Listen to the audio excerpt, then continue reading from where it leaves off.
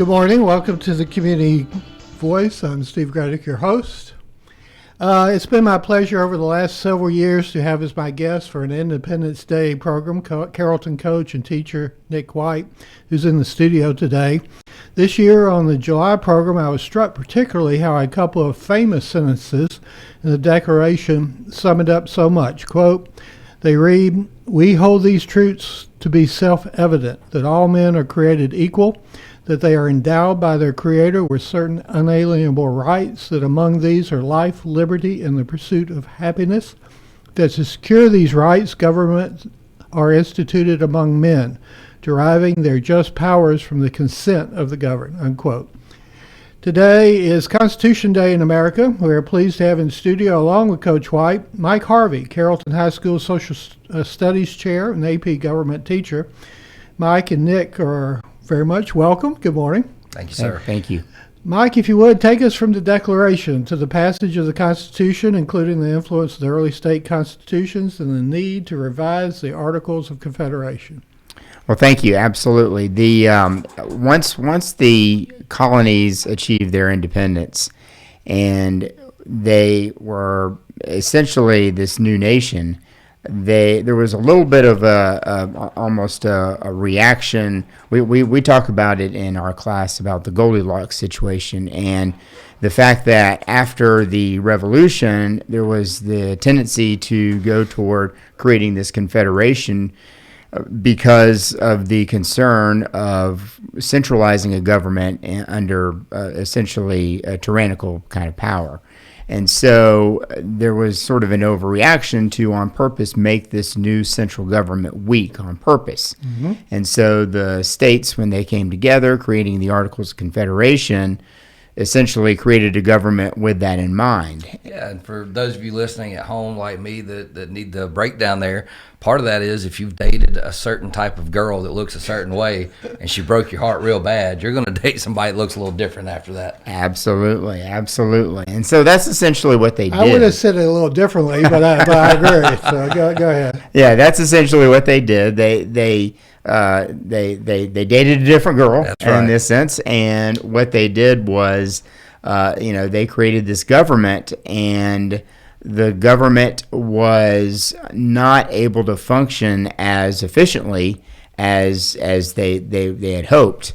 It had its advantages if you're states looking to do your own thing, and if you're a state and you wanted to have your own currency, Articles of Confederation was the way to go. If you're a state and you wanted to broker your own deals with foreign nations, Articles of Confederation was the way to go. But unfortunately, when you're talking about trying to act in the way of a nation and do things such as regulate trade between the states and settle differences, again, the Articles of Confederation was not the best government for that. And there were lots of problems along the way in those 3 years between the setup of the Articles of Confederation and when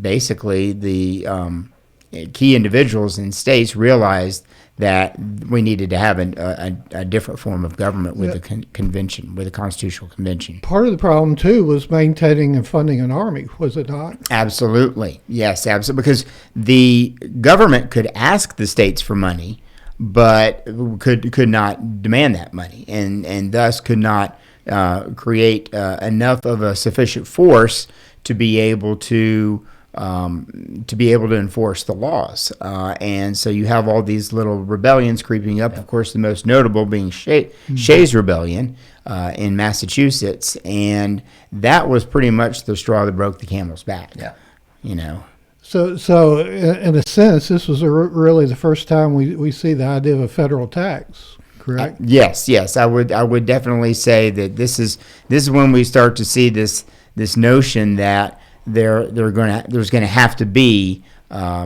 some part of the government that's going to have to basically pay for necessary, and in this case necessary defense. So I understand when they went to the convention, it wasn't to develop a constitution; it was to revise the articles. It was, and that's one of the things that students often don't appreciate is the fact that when these individuals arrived in Philadelphia, they were essentially going against the government. They were in some ways treasonous. The Articles of Confederation had provided that in order to change it, it required unanimous consent among all the states. Well, not all the states attended the Constitutional Convention, so right away you're looking at doing something that was not going to be endorsed by every state. So you're going against the actual charter of the Articles of Confederation.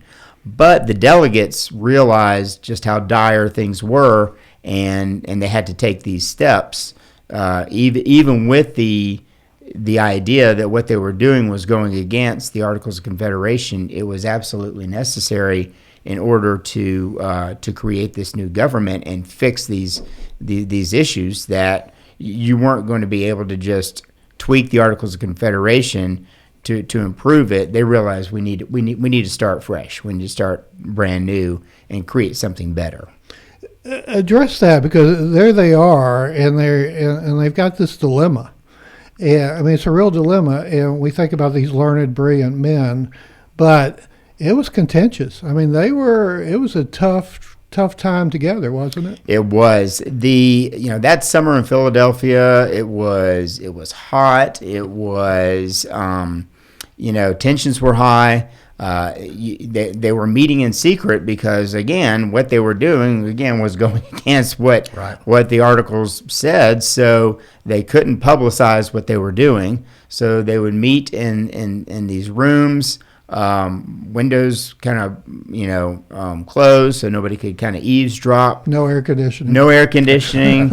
In the evenings when they went on the town, they would kind of have to keep an eye on each other. I know there were some that were trying to keep an eye on Benjamin Franklin, the oldest delegate there. Oh, come on. Who he kind of liked to socialize and enjoyed the nightlife. He did. How old was he? He was 70 something. He was up there in his 70s. Okay, yeah, we're familiar with that in today's world. Go ahead. Yes, and so when they came together to meet, there were significant differences among the delegates in terms of what they wanted. The biggest dilemma was representation in this new government. Mm-hmm. Under the Articles of Confederation, you had every state represented equally.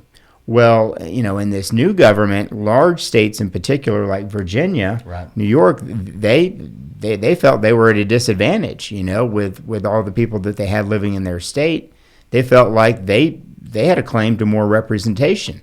But at the same time, smaller states, New Jersey, Rhode Island, states like that. Of course, Rhode Island wasn't there. They were the one that kind of boycotted the convention. But these smaller states felt like if they gave the bigger states, all the power, then they would lose out. You're starting to make the case for the Electoral College, and that'll be a separate program we'll have to do. But you've already described the brilliance of the Electoral College in a lot of ways. Before we go to our first break, tell us more so about the debate and in the Independence Hall and how it went. Everybody had a desk. And everybody was a little bit on edge, and Washington was the president of it. They were, and Washington's presence there likely saved the day in terms. I mean, his stature in the new nation was such that even though what they were doing was, like we said, going against the Articles of Confederation and somewhat treasonous, his being there was key to, I think, the success of the convention. And they realized, even though they had these deep disputes, and I mean, it wasn't just the dispute over representation, it was the dispute over how they were going to choose the president. Were we going to have a single president, or are we going to have a committee of presidents, so to speak? What's it look like? What does it look like? Yeah, I mean, there were multiple areas of dispute, and despite that, they knew that they needed to come together to create something. Yeah. Otherwise, this articles that they knew it wasn't going to be successful in the long run. Yeah. Without him, that doesn't happen. Exactly. I don't think people understand how big of a rock star, so to speak, George Washington when was. he would come into town, everybody would line the streets. Yeah, It's I like mean, they yes. do today. But with him, we're talking about horses and Right, carriages. and he was whatever. it. Like, Yeah, now he was today we it. have several rock stars. No, he was the Yes. rock star, and without him, it doesn't he legitimized what was happening. Like Exactly. Mr. Harvey. Yeah, eloquently said. and like you were saying, Mike. I mean, basically, if he hadn't been there, this may never happen. Exactly. He was key to its success, no doubt. We're going to take a break. We got a lot more to talk about with Coach Nick White and Mike Harvey after these words.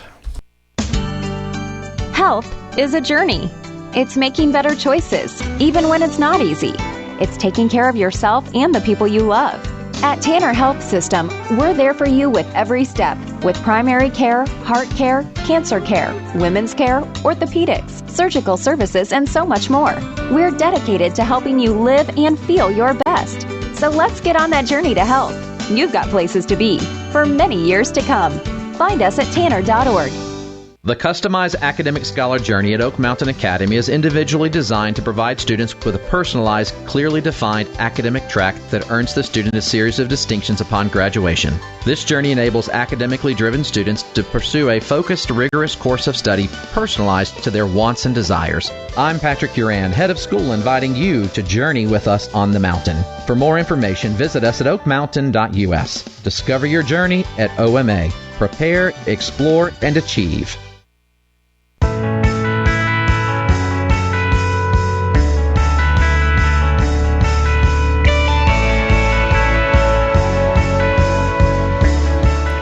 Good morning. Welcome back to the Community Voice as we recognize Constitution Day.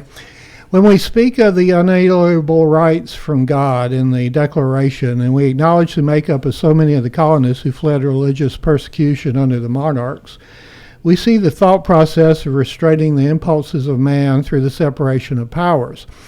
And so we're going to get to that next, but a way to set the stage for that is for Coach Nick White to read the preamble from the U.S. I'm going Constitution. to read from my pocket Constitution that was provided to me generously by a benefactor named Steve Graddick, by the way, and a lot of Excellent. students get this, but I do want to read this. It is the preamble of the Constitution. It says, "We, the people of the United States, in order to form a more perfect union, establish justice, ensure domestic tranquility, provide for the common defense, promote the general welfare, and secure the blessings of liberty to ourselves and to our posterity, do ordain and establish this Constitution for the United States of America," the United States. And I think this really just sets the tone on, why there was a need for the Constitutional Convention, a need for a brand new start right here. And it's that first sentence, in order to form a more perfect union. It's not perfect, but what we had was flawed, and we needed to establish something that was better than what we had. Some people wonder why they did what they did, but they did what they did in a large part because they were convinced that the colonies must stay together as one nation. Right, and I know that coming in, we were talking about this, that last part says, for the United States of America, and I'm going to let Mr. Harvey kind of expound upon that, but one of the things that's big for me in this, all of the things that we want to promote and establish are great, but it says for ourselves and for our posterity, for something that's going to last when we're gone, right? One of my favorite quotes is, great men are the ones that plant trees that they'll never sit under the shade of, right? Mm-hmm. So these are men that are doing things for generations to come. Their writing, as we'll get to talk about, transcended who they were as people. What they did in this document and in the Declaration and what they did far outweighs who they were as individuals, because we're all flawed individuals, but at our peak we can do some really amazing things. And our founding fathers, Madison, the folks that were involved in creating this right here, really did truly an amazing work. And they didn't do it for themselves, they did it for generations of following Americans. And Mike, in order to make this a legacy, a long-lasting phenomenon, you had to diffuse and divide the power. Absolutely, that was key, and these founding fathers, they knew they were students of individuals who had come about in this time in the Enlightenment, who were really challenging the prescribed notion of what government was all about. I mean, they were essentially still in the waning years of the age of despotism, where you had most of the world was essentially governed by kings and emperors, and single. And they were creating something new, and really saying, hey, we want to have a government that is not controlled by a king. We want to have a government, and again, it's that notion of we the people, right? This popular sovereignty, that the people hold the power. But in order to do that, they had to have some key ingredients, and there were really 3 key ingredients that the Constitution is built on, and it's federalism, it's separation of powers, and then going along with that, checks and balances. I talk in my class. We go over some of the key Federalist papers. There were these documents that were written in defense of the Constitution when they were trying to get it ratified, get it approved. And in the Federalist Papers, especially in Federalist 51, James Madison talks about, and of course you mentioned it, if men were angels, no government would be necessary. Right. So, but, obviously men are not angels, so we have to have these protections in place. In another Federalist paper, James Madison talks about the mischief of factions, and he talks about the fact that in any free society, you're going to have various groups that are going to be competing for power. And in a free society, you want people to be able to join whatever groups they want and to be able to argue and to be able to fight for what they want. So you have to be able to kind of create a government to control that. And the necessary ingredients to do that, again, it's this idea of separation of powers and checks and balances to be able to ensure that the government can protect itself from the other parts of the government that would try to get power. Exactly, protect it from itself. Yeah. And so those are all key ingredients that, while we might criticize our government, especially from the point that it may be moved slow and it's not as efficient as other governments, that was done on purpose. Right. It was, we want to frustrate our government to the point that it's whatever policy that gets created is for the good of society. Right. And we wanted to keep it limited too. Exactly. Yes. That's key. And that's the big issue Yes. of today. You use the term federalism, and I've always gotten confused with that, because you're not talking about a big, expansive federal government. You're actually talking about the states and their constitutions, and I mean, that's one of the critical areas of the dispersion of power, is because you have state and local governments. It is, and of course that was a cornerstone from the beginning, because we're talking about these states coming together, right, to create this government. And so any new government was not going to be successful if it just took all the power away from the states. Right. States were going to be recognized as partners in this new government, and by creating this new government, there has to be, and this is what the Constitution does, there has to be a clear delineation of what the states would be able to do and what the federal government, and really more on the side of what the federal government was supposed to do. And that's what the Constitution was designed to kind of And you can see the fact that these men were learned men, because they look back on the histories, right? And you look at like in ancient Greece, who dealt with something very similar with all their different city-states, right? Mm-hmm. And then they tried it the first time, and some places were upset because they felt like they were out of the loop as far as what, like Sparta was upset with Athens and so on and so forth. So they look back at stuff like this and go, wait a minute, this was, they tried to do the right thing and solidify, but there were problems. Let us not have those problems by allowing that diffusion of power like you're talking about. I think that's an important point, in that they were learned, and so they could look back at the Magna Carta, they could look at the colonies, the Massachusetts Bay Colony, Plymouth, Mayflower Compact, the English Book of Common Law, etc. And so they drew from all that. It wasn't they just got together and said, hey, this sounds like a good idea. Right. So throw it against the wall. Let's see what's there. Right. Let's pick some of this out of a hat and say, oh, okay. All right, we're going to take our second break. We're going to come back. We'll talk about the Bill of Rights. But first, these words. Health is a journey. It's making better choices, even when it's not easy.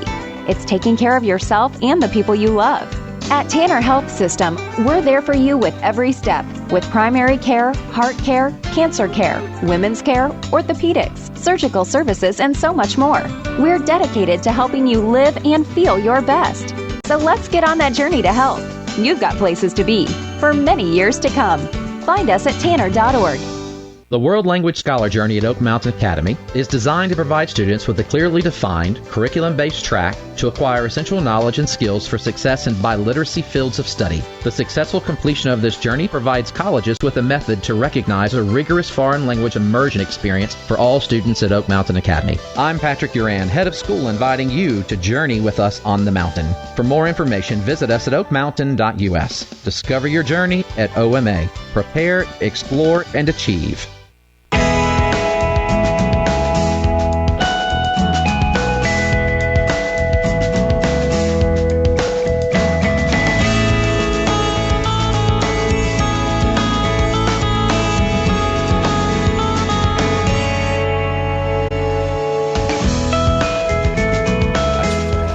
Good morning. Welcome back to the Community Voice. As we note Constitution Day, we have in studio Coach Nick White. He's a wrestling coach and history teacher. I don't even think I've mentioned, I did mention Carrollton High School.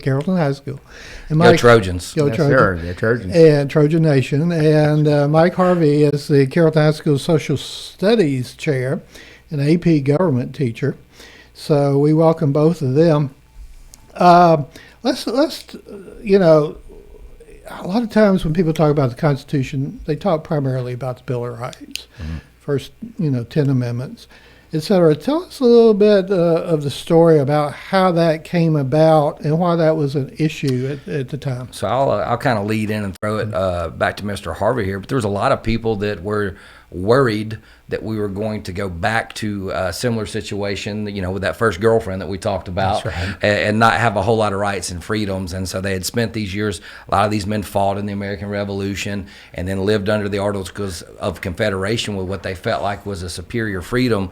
And they didn't want to lose some of those individual rights and freedoms that they felt like they had fought for. And so, a lot of folks felt like it was necessary to get some of those in writing protected before they went on. And I know without it we don't get this thing passed. But that's kind of the ideology, I think, of folks like a Patrick Henry, and you talked about George Mason off areas. We need to get these things in writing to make sure that we're in good shape as far as individual rights and freedoms as well. Is this how you get students to pay attention to girlfriends and boyfriends? Sir, yes, yes, sir. sir. Absolutely. And unapologetically so.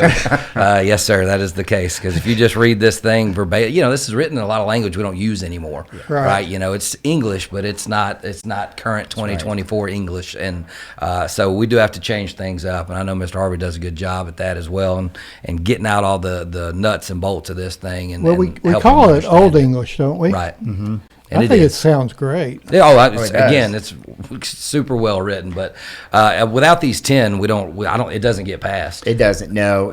And I appreciate that we're bringing this up. Again, since this is Constitution Day, it is a sad fact that there are a lot of adults that do not know many of the protections in the Bill of Rights. So I think that is that's something that we definitely want to work on. Yes.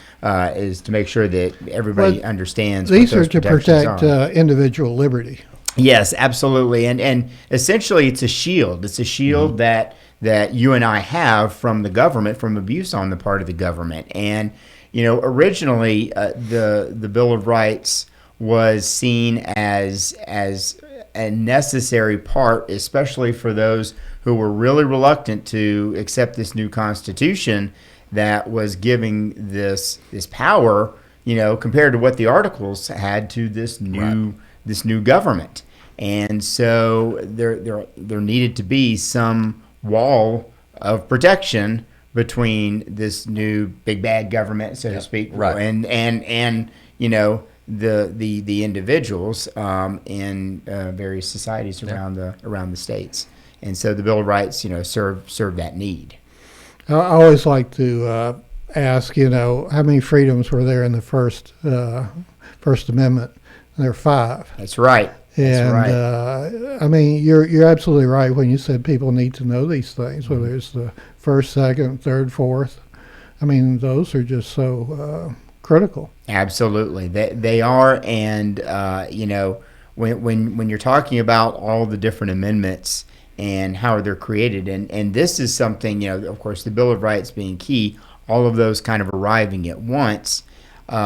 But even beyond that, there are additional amendments Right. that have been added to the Constitution too. Yeah, no doubt. And that I think that just speaks to how well the document was written. So when it was written, obviously you have your 10 amendments, the Bill of Rights, which do protect your personal rights and freedoms. And in depth, I think they were implied probably in the Constitution, but there's some folks that wanted that in writing, and I'm glad they did. That obviously, was the debate, because we got them in writing, so that's Yeah. a good thing.